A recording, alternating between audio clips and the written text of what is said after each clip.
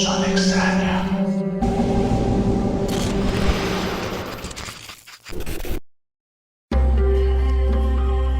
Una mirada diferente. Memorias de un investigador del fenómeno OVNI. La columna del señor Luis Burgos.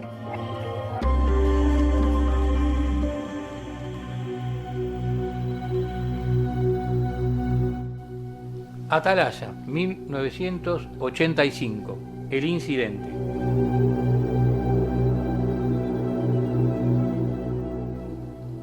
Hablar de Atalaya, rememorar todo el caso, vendría uno a decir más de lo mismo, porque está en todos lados, incluso la cadena History Channel permanentemente lo está pasando, lo está repitiendo el programa, lugar que hay, reunión, congreso, salida, siempre sale el tema de Atalaya porque fue un poco lo que nos marcó a los 7 miembros de la FAO que estábamos en esa época allí, y a su vez a mí, porque yo ya lo venía investigando el caso desde el año anterior, desde el año 85.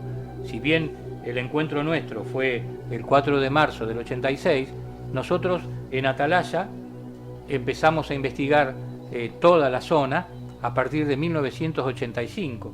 Fue pocos días después del famoso caso del OVNI el 17 de septiembre de 1985, que cuando llegamos al balneario ya había transcurrido ese caso, nos enteramos de otras cosas que ahora no vienen al caso del famoso OVNI del año 85, del 17 de septiembre, y empezamos a hacer todo un rastreo con el pueblo, donde nos ayudó muchísimo el enfermero del pueblo, Ivana Pesechea, que ya hace unos años falleció, que era prácticamente una biblioteca ambulante, porque tenía todo anotado, toda la data de temas así, ovni, de platos voladores, de encuentros raros, anomalías en todo el pueblo. Es el buceador y el buscador del pueblo que aglomera todo en una carpeta, en un cuaderno. Hoy en día conservo de puño y letra de Ivana Pesechea relatos de la década del 60 y del 70, que me lo cedió amablemente cuando estuvimos con él investigando los sucesos de Atalaya.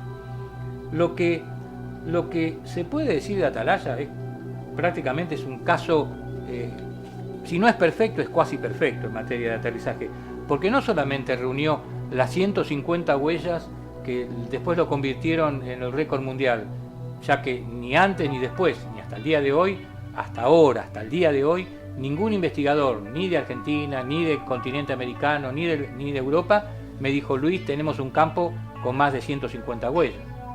O sea que prácticamente, no sé, van a pasar años para que se vuelva a suceder o vuelva a ocurrir un caso similar en otro lugar del país o del mundo.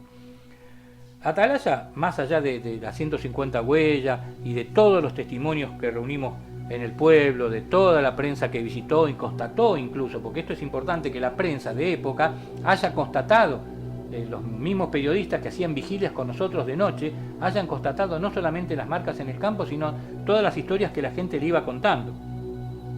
Atalaya reunió, por ejemplo, fue el inicio del descubrimiento de las limaduras de hierro. En un manchón de 1 metro que parecía que habían hecho un asado porque era todo carbón, descubrimos lo que hoy en día, después lo descubrimos en varios aterrizajes, y por eso pasamos y llevamos en nuestra valija de investigación el imán o el neodimio, que lo pasamos en el borde de las huellas, porque descubrimos las limaduras de hierro precisamente en el caso Atalaya. Juntamos más de una probeta llena de limaduras de hierro, que hasta el día de hoy siguen siendo un misterio, ¿no? ¿Por qué esa concentración tan inusual de limaduras de hierro en algunas de las huellas de aterrizaje OVNI?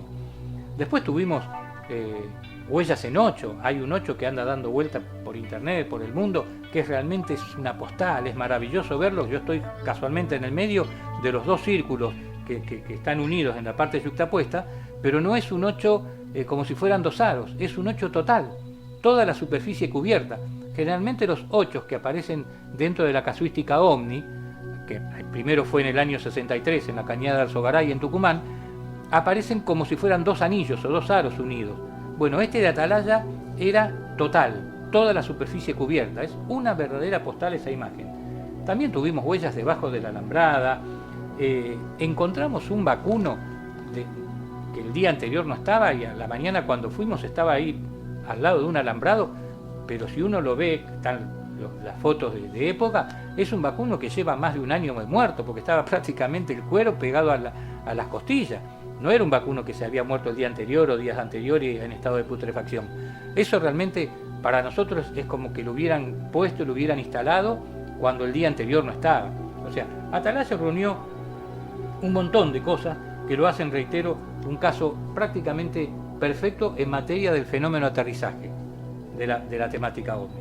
Ahora, hay algo que tampoco nos podemos perdonar. Así como no me perdoné no haber hablado nunca con mi mamá y mis familiares, el tema de aquel encuentro en la Ruta 11 en el año 65, yo no me puedo perdonar hasta el día de hoy por qué nos retiramos de Atalaya. Fuimos 7 miembros FAO, 6 hombres y una mujer, dentro de los 6 hombres 2 fotógrafos del grupo. Nos instalamos a las 9 de la noche porque llegamos un poco tarde, no recuerdo por qué se nos hizo tarde. Llegamos, generalmente nosotros estamos o vamos siempre cuando está por anochecer para tener una mejor panorama de cómo va anocheciendo en el campo y saber las luces que se van prendiendo de las casas en los alrededores. Bueno, esta vez llegamos prácticamente de noche, a las 9 de la noche, 4 de marzo de 1986. Apenas llegamos, Fernando, el fotógrafo, dice: ¿qué es eso? 2 luces, una atrás de la otra, que vienen del lado del Río de la Plata. Yo calculo que estaban arriba ya del pueblo y se detienen en el aire, se estacionan. Y ahí empieza lo que yo siempre digo, un show aéreo.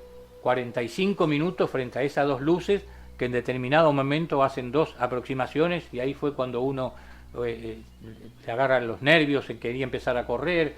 Yo quería poner la linterna arriba del auto como señuelo. Bueno, fue todo un momento muy tenso que se vivió.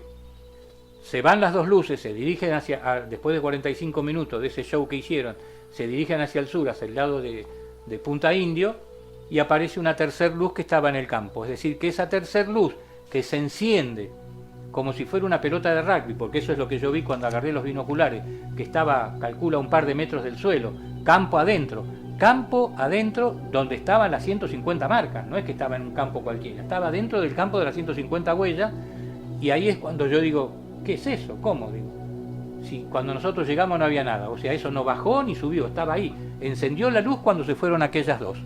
Bueno, ¿cómo termina esta historia? Nos retiramos. Llegamos a las 9, a las 10 estábamos de regreso. Eso es lo que uno no se perdona. ¿Cómo puede ser que, habiendo visto semejante espectáculo, no nos quedamos ni siquiera una hora más para ver si volvían, no nos quedamos para ver si esa luz que vimos adentro del campo estaba ahí o se había ido? Eso es algo imperdonable. Pero no para mi persona, para los 7. Ninguno luego ni me objetó, ni se objetó, ni entre ellos hablaron: che, Luis, ¿por qué no fuimos? ¿Por qué no nos quedamos? Ni siquiera la vuelta. A nadie se le prendió la lamparita de decir: Luis, ¿por qué nos tenemos que ir? ¿O por qué no fuimos si nos podíamos haber quedado un rato más? Estuvimos 1 hora en el campo nomás, cuando las vigilias nuestras son desde las 9 hasta la 1 de la mañana. Ahí es algo que hubo un clic que entre todos, bueno, vimos esto, nos vamos. Pero nos fuimos y el objeto que estaba a campo adentro, a unos 150, 200 metros, estaba ahí. O sea, no levantó vuelo, apagó la luz, así como la encendió, apagó la luz. Y eso es lo que yo hasta el día de hoy no me perdono. Hoy en día le digo a 2 o 3 miembros FAO: vamos, saltamos a la tranquera y encaramos. Es un encuentro que por ahí en nuestra vida nos va a volver a suceder. No, esa vez, después de esa visión que tuvimos fantástica, nos retiramos. Y después nadie vino con no, a mí me dijeron mentalmente que nos retiremos. No, eso no. Pero que algo hay en el medio, que algo nos pasó, yo no tengo ningún tipo de duda. Porque ese silencio, ese complot en off entre los 7, de no tocar el tema de habernos retirado cuando nos teníamos que haber quedado. No pudimos comprobar el final de la historia de ese objeto que estaba ahí en el campo que había prendido la luz. Y eso, reitero, me voy a morir y no me lo voy a perdonar.